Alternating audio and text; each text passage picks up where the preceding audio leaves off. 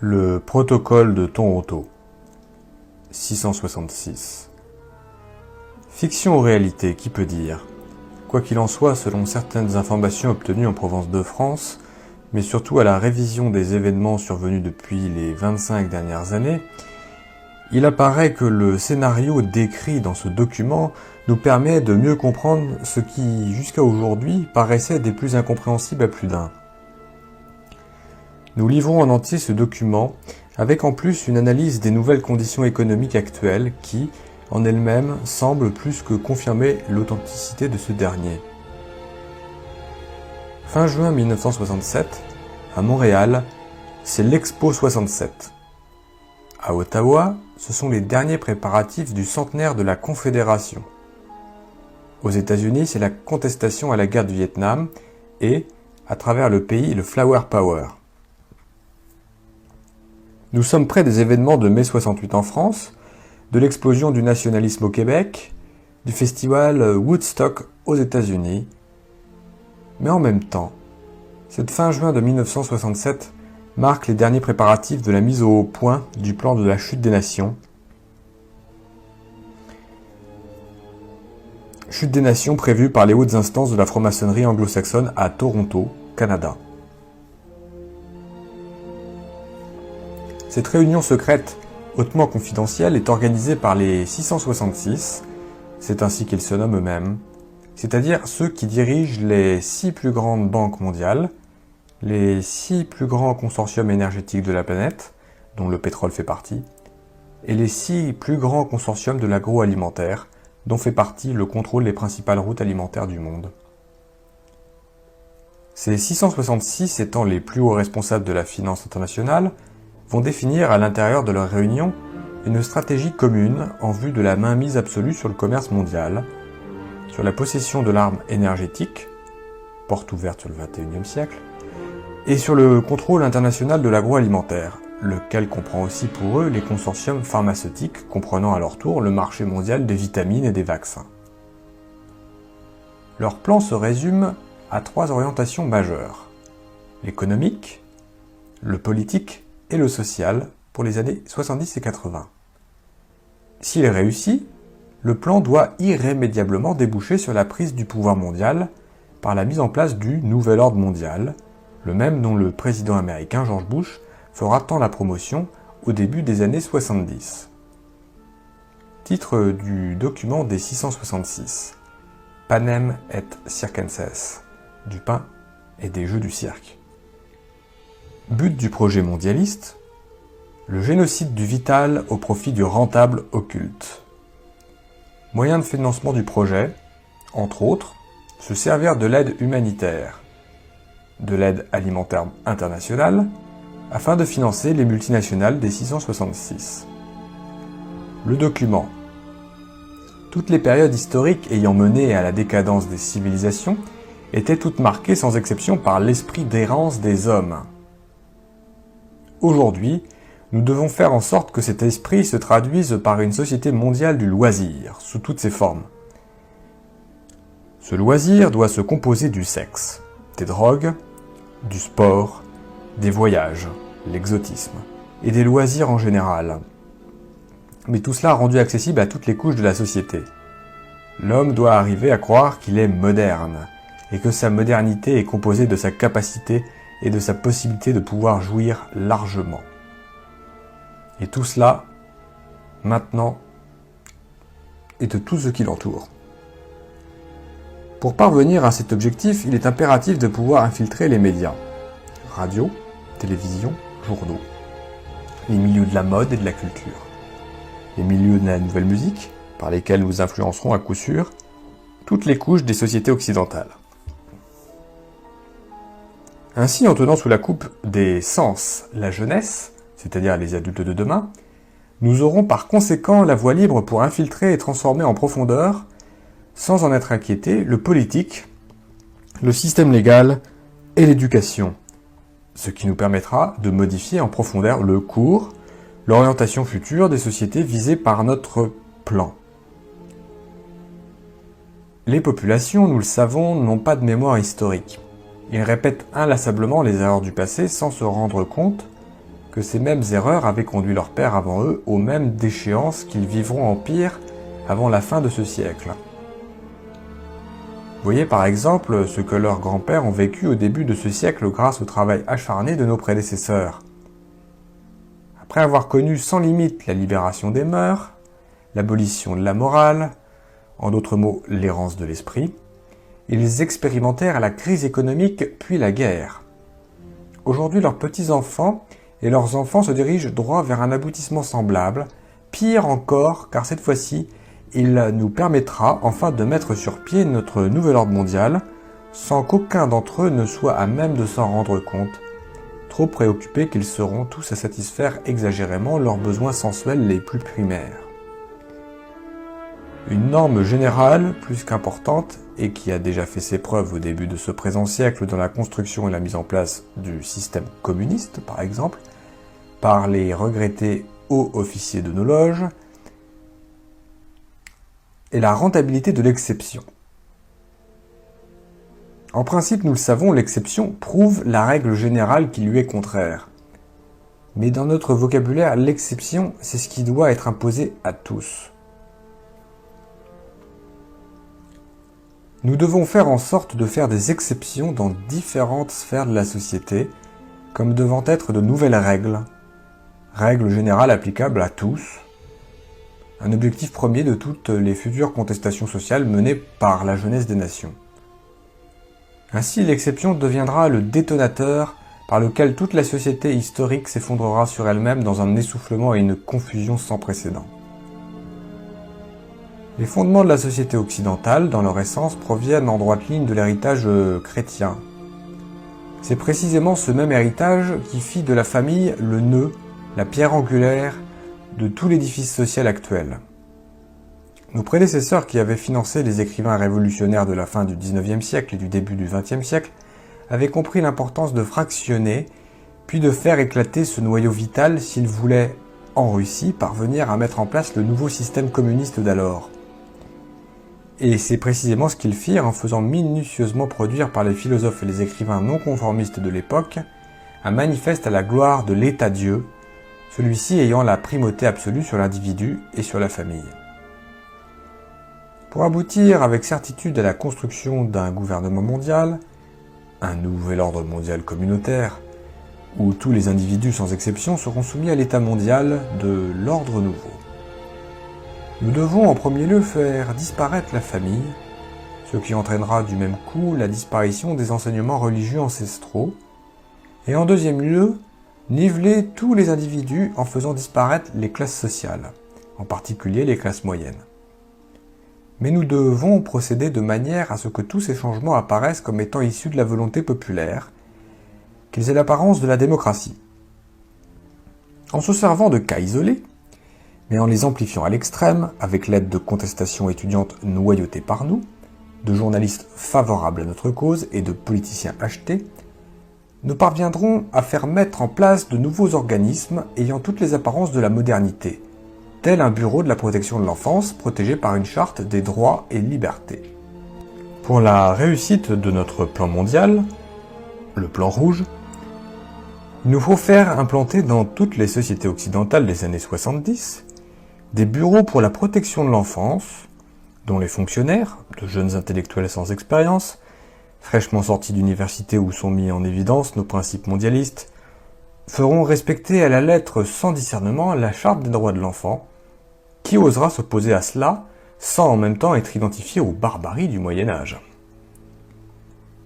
Cette charte, laborieusement mise au point dans nos loges, nous permettra enfin de réduire à néant toute autorité parentale en faisant éclater la famille en individus farouchement opposés les uns aux autres pour la protection de leurs intérêts personnels. Elle encouragera les enfants à dénoncer des parents trop autoritaires parce que trop traditionnels, trop religieux. Elle contribuera ainsi à soumettre les parents à une psychose collective de la peur, ce qui provoquera inéluctablement, d'une manière générale dans la société, un relâchement de l'autorité parentale. Ainsi, nous aurons réussi, dans un premier temps, à produire une société semblable à celle de la Russie des années 50, où les enfants dénonçaient à l'État leurs parents, et cela sans que personne ne s'en aperçoive.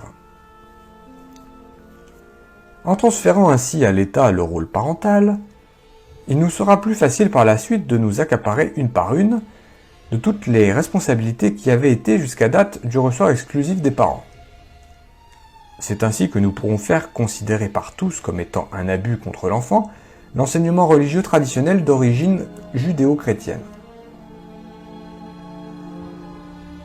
Dans un même temps, mais à un autre niveau, nous ferons inscrire dans les plus hautes lois des nations que toutes les religions, les cultes et les pratiques religieuses, de tout genre, y compris la sorcellerie et la magie, doivent toutes être respectées au même titre les unes que les autres. Ce sera par la suite d'une aisance déconcertante que de transférer ce rôle de l'État par rapport à l'enfant aux plus hautes instances internationales telles les Nations Unies. Comprenons bien ceci, notre but n'est pas de protéger les enfants ou qui que ce soit d'autre, mais bien de provoquer l'éclatement puis la chute des nations qui sont un obstacle majeur à la mise en place de notre nouvel ordre mondial. C'est la raison pour laquelle les bureaux de protection de l'enfance doivent être investis d'une autorité légale absolue. Ils doivent être en mesure, comme bon leur semblera, mais toujours sous le prétexte de la protection de l'enfant, de pouvoir retirer ces derniers de leurs milieux familiaux originels et les placer dans des milieux familiaux étrangers ou des centres gouvernementaux déjà acquis à nos principes mondialistes et religieux. Par conséquent, sera ainsi achevée la brisure définitive de la cellule familiale occidentale. Car, sans la protection et la surveillance de leurs parents originaux, ces enfants pourront être ainsi définitivement handicapés dans leur développement psychologique et moral, et représentés par voie de conséquence naturelle des proies facilement adaptables à nos visées mondialistes. Pour la réussite assurée d'une telle entreprise, il est primordial que les fonctionnaires travaillant dans ces bureaux au service de l'État soient jeunes, sans expérience passée, imbus de théories que nous savons vides et sans efficacité, et surtout soient obsédés par l'esprit missionnaire de grands protecteurs de l'enfance menacée.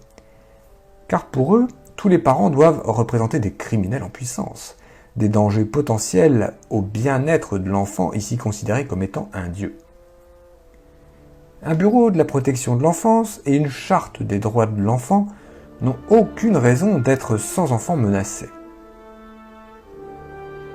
De plus, les exceptions et les exemples historiques utilisés pour leur mise en place finiraient tôt ou tard par disparaître s'ils n'étaient pas constamment alimentés par de nouveaux cas se produisant sur une base continue.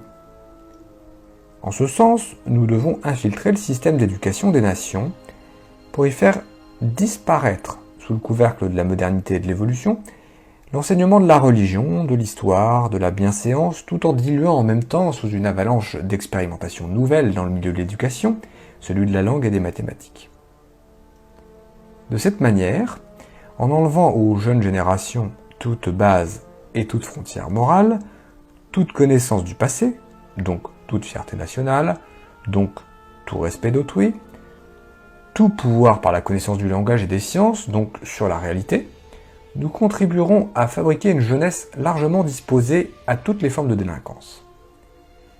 Dans ce nouvel univers morcelé par la peur, les parents et leur abandon de toute responsabilité face à leur enfant, nous aurons la voie libre pour former à notre manière et selon nos objectifs premiers, une jeunesse où l'arrogance, le mépris, l'humiliation d'autrui seront considérés comme étant les nouvelles bases de l'affirmation de soi et de la liberté.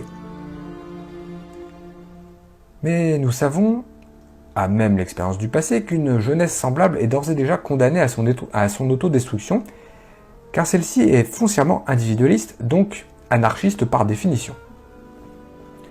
En ce sens, elle ne peut aucunement représenter une base solide pour la continuité de quelque société que ce soit, et encore moins une valeur sûre pour la prise en charge de ces vieillards.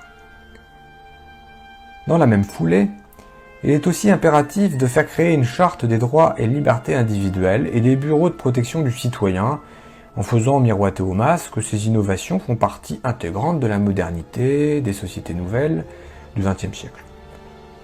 De la même manière, et en même temps, mais à un autre niveau, faire voter de nouvelles lois pour le respect et la liberté individuelle, comme dans le cas de la famille, mais sur le plan de la société. Ces lois entreront en conflit avec les droits de la collectivité, menant ainsi les sociétés visées droit à leur autodestruction. Car ici l'inversion est totale. Ce n'est plus la société, le droit de la majorité, qui doit être protégé contre des individus pouvant la menacer, mais bien plutôt le droit de l'individu qui se doit d'être protégé contre les menaces possibles de la majorité. Voilà le but que nous nous sommes fixés. Pour achever l'éclatement de la famille, du système d'éducation, donc de la société en général, il est primordial d'encourager la liberté sexuelle à tous les échelons de la société occidentale. Il faut réduire l'individu, donc les masses, à l'obsession de satisfaire leurs instincts primaires par tous les moyens possibles. Nous savons que cette étape représente le point culminant par lequel toute société finira par s'effondrer sur elle-même. N'en a-t-il pas été ainsi de l'Empire romain à son apogée et de toute civilisation semblable à travers l'histoire ? Par des hommes de science et des laboratoires financés par nos loges, nous avons réussi à faire mettre au point un procédé chimique qui révolutionnera toutes les sociétés occidentales et reléguera aux oubliettes pour toujours les principes moraux et religieux judéo-chrétiens. Ce procédé, sous forme de pilule, ouvrira la voie toute grande à la liberté sexuelle. Liberté sexuelle sans conséquence et poussera les femmes des nations à vouloir briser avec ce qui sera alors perçu comme étant le joug du passé. L'esclavage des femmes soumises à l'homme et à la famille traditionnelle. Jadis, centre et pivot de la cellule familiale, la femme moderne, maintenant en tant qu'individu indépendant, voudra briser avec son rôle traditionnel, se détacher de la famille et mener sa vie selon ses propres aspirations personnelles. Rien de plus naturel, nous le savons, mais là où nous interviendrons fortement, ce sera d'infiltrer tous les nouveaux mouvements de contestation féminins, en poussant leur logique jusqu'à ses extrêmes limites de conséquences. Et ces limites se trouvent déjà inscrites dans l'éclatement définitif de la famille traditionnelle et de la société judéo-chrétienne. Cette libération sexuelle sera le moyen ultime par lequel il nous sera possible de faire disparaître de la conscience populaire toute référence au bien et au mal. L'effondrement de cette barrière religieuse et morale nous permettra d'achever le processus de la fausse libération de l'homme de son passé, mais qui, en réalité, est une forme d'esclavage, qui sera profitable à nos plans mondialistes. Cette porte ouverte pour l'encouragement à la liberté sexuelle, au divorce, à l'avortement sur demande, à la reconnaissance légale des diverses formes d'homosexualité, nous aidera à modifier en profondeur les bases historiques du droit légal des sociétés. Elle sera un atout majeur pour pousser l'ensemble des individus à un relâchement général des mœurs, pour diviser les individus les uns par rapport aux autres, selon leurs instincts et leurs intérêts propres, pour détruire l'avenir de la jeunesse en la poussant aux expériences néfastes de la sexualité active et de l'avortement, et pour briser moralement les générations futures en les poussant à l'alcoolisme, aux drogues diverses, dont nos officiers supérieurs des loges internationales se chargeront d'en prendre le contrôle au niveau mondial, et au suicide, celui-ci considéré par une jeunesse désabusée et abandonnée à elle-même comme étant une fin chevaleresque. Décevons la jeunesse des nations en lui montrant ses parents comme étant irresponsables, irreligieux, immoraux, ne cherchant en définitive que le plaisir, l'évasion et la satisfaction effrénée de leurs instincts au profit du mensonge, de l'hypocrisie et de la trahison. Faisons du divorce et de l'avortement une nouvelle coutume sociale acceptée par tous.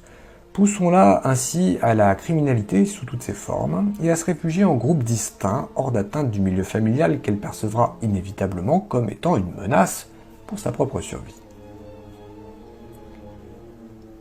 Le tissu social étant ainsi bouleversé à jamais, il nous sera dès lors possible d'agir sur le politique et l'économique des nations afin de les soumettre à notre merci, pour en venir à accepter de force nos plans d'un nouvel ordre mondial. Car, il faut bien se l'avouer, les nations, dépourvues qu'elles seront alors de pouvoir compter sur une jeunesse forte, sur une société où les individus regroupés autour d'un idéal commun, renforcés par des remparts moraux indéfectibles, auraient pu lui apporter son soutien historique, ne pourront qu'abdiquer à notre volonté mondiale. Ainsi pourrons-nous alors inaugurer ce qui fut tant annoncé par nos créations passées. La savoir le système communiste qui prophétisait une révolution mondiale mise en branle par tous les rejetés de la Terre, puis le nazisme par lequel nous avions annoncé un nouvel ordre mondial pour 1000 ans. Voilà notre but ultime, le travail récompensé de tous les valeureux morts, au labeur pour son accomplissement depuis des siècles, disons-le haut et fort, tous les frères des loges passées, morts dans l'anonymat pour la réalisation de cet idéal qui nous est maintenant possible de toucher du bout des doigts. Il est bien reconnu par tous que l'homme, une fois après avoir assuré ses besoins primaires, nourriture, habillement et gîte, est beaucoup plus enclin à être moins vigilant. Permettons-lui d'endormir sa conscience tout en orientant à notre guise de son esprit en lui créant de pures pièces des conditions économiques favorables. Donc, pendant cette période des années 70 où nos agents s'infiltreront partout dans les différentes sphères de la société pour faire accepter nos nouvelles formes de normes dans l'éducation, le droit légal, le social et le politique, nous verrons à répandre autour de lui un climat économique de confiance, du travail pour tous, l'ouverture du crédit pour tous, des loisirs pour tous, seront nos tandems pour la création illusoire d'une nouvelle classe sociale. Nouvelle classe sociale que nous nommerons la classe moyenne. Car une fois nos objectifs atteints, cette classe du milieu, située entre les pauvres séculaires et nous les riches, nous la ferons disparaître en lui coupant définitivement tout moyen de survie. En ce sens, nous ferons des États-nations, les nouveaux parents des individus, à travers ce climat de confiance où nos agents internationaux auront fait le nécessaire pour écarter tout spectre de guerre mondiale, nous encouragerons la centralisation à outrance pour l'État. De cette manière, les individus pourront acquérir l'impression d'une liberté totale à explorer, pendant que le fardeau légendaire des responsabilités personnelles sera transféré à l'État. C'est ainsi qu'il nous sera possible de faire augmenter d'une manière vertigineuse le fardeau de l'État, en multipliant sans limite aucune la masse des fonctionnaires intellectuels. Assurés pour des années à l'avance d'une sécurité matérielle, ceux-ci seront par conséquent de parfaits exécutants du pouvoir gouvernemental, en d'autres termes, de notre pouvoir. Créer ainsi une masse impressionnante de fonctionnaires qui à elle seule formera un gouvernement dans le gouvernement, quel que soit le parti politique qui sera alors au pouvoir. Cette machine anonyme pourra nous servir un jour de levier lorsque le moment sera venu pour accélérer l'effondrement économique des États-nations, car ceux-ci ne pourront pas indéfiniment supporter une telle masse salariale sans devoir s'endetter au-delà de leurs moyens. D'un autre côté, cette même machine qui donnera une image froide et insensible de l'appareil gouvernemental, cette machine complexe et combien inutile dans beaucoup de ses fonctions, nous servira de paravent et de protection contre les populations. Car qui osera s'aventurer à travers les dédales d'un tel labyrinthe en vue de faire valoir ses doléances personnelles? Toujours pendant cette période d'étourdissement général, nous en profiterons aussi pour acheter ou éliminer selon les nécessités du moment tous les dirigeants d'entreprises, les responsables des grands organismes d'État, les centres de recherche scientifique dont l'action et l'efficacité risqueraient de donner trop de pouvoir aux États-nations. Il ne faut absolument pas que l'État devienne une force indépendante en elle-même qui risquerait de nous échapper et de mettre en danger nos plans ancestraux. Nous veillerons aussi à avoir une mainmise absolue sur toutes les structures supranationales des nations. Ces organismes internationaux doivent être placés sous notre juridiction absolue.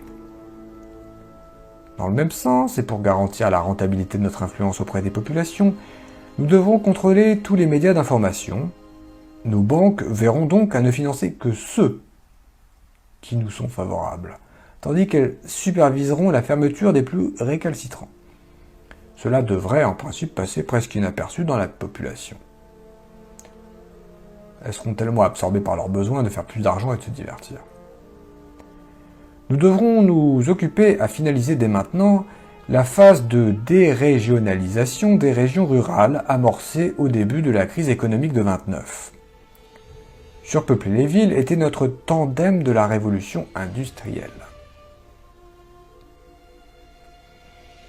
Les propriétaires ruraux, par leur indépendance économique, leur capacité à produire à la base de l'alimentation des États, sont une menace pour nous. Et une menace pour nos plans futurs. Entassés dans les villes, ils seront plus dépendants de nos industries pour survivre. nous ne pouvons nous permettre l'existence de groupes indépendants de notre pouvoir. Donc, éliminons les propriétaires terriens, en faisant d'eux des esclaves obéissants des industries étant sous notre contrôle. Quant aux autres, permettons-leur de s'organiser en coopératives agricoles que nos agents infiltreront pour mieux les orienter selon nos priorités futures.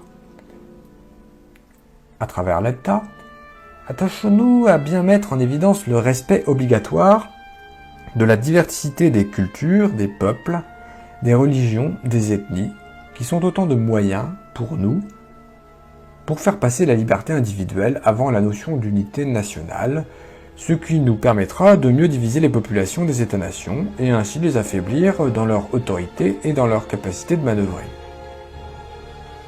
Poussé à ses extrêmes limites, mais sur le plan international, ce concept dans le futur poussera les ethnies des différentes nations à se regrouper pour revendiquer et individuellement chacune leur propre part du pouvoir, ce qui achèvera de ruiner les nations et de les faire éclater dans des guerres interminables.